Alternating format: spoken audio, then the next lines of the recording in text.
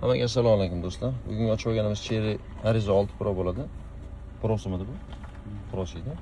Cherry Arizo 6 Pro ekan ekamizda. Xo'p, bu yapgan muammosi nima? Istoriyaga kiradigan bo'lsak, istoriyasini ham o'chiramiz, uzr.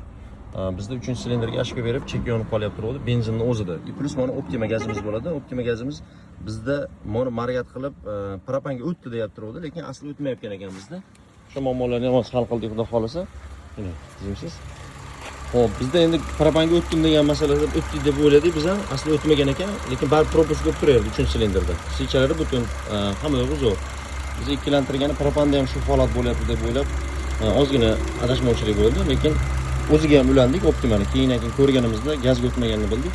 Plus nastroykalarni qilib o'tkazgandan keyin bizda benzinda muammoligini bilib, xudo xolasa eshiklarni yechib tozalaganmiz. Eshiklar to'lib qolgan ekan propanda yurganda.